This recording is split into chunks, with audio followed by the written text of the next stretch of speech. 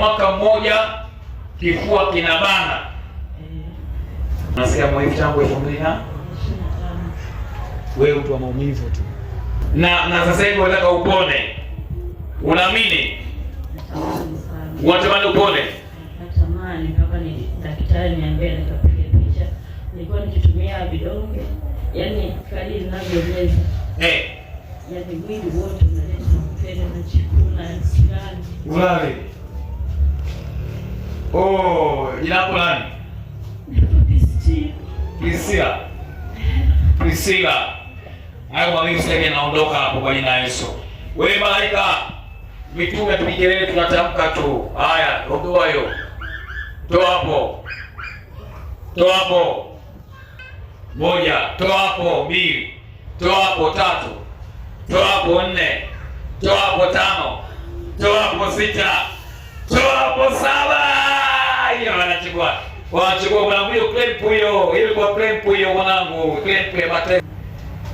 Bwana Yesu weka mafuta hapo. Kwenye kiuno, kwenye mgongo weka mafuta. Weka mafuta, weka mafuta. Makapo. Iondoke hiyo. Clip imechomoka hiyo. Inuka. Isikilize. Piga makofi kwa Bwana wa Yesu. Uibano mwanangu ni tunafikiwa nikaombe kushika hivi. Nila. Sawa mwanangu Unaweza kuimba? Naweza. Mpe maji ashike.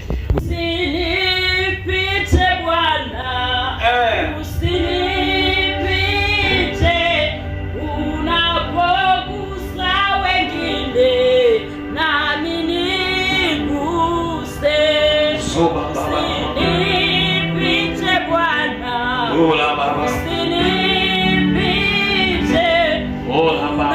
unapogusa wengine nami niguse. Unasikia maumivu? Ulikuja unasikia maumivu? Mume wangu ananiumia sana, niambia mke wangu kanawaza. Huyo mumeo anakwambia nawaza nitakusaidiaje? Sasa umekunywa nyingi. Yaani nimetumia vidonge mpaka daktari ananiambia choma sindano.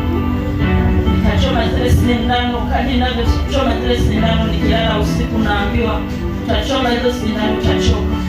Mume wangu akiwa yuko huko akaniambia mke wangu njoo basi na kupeleka kanisani.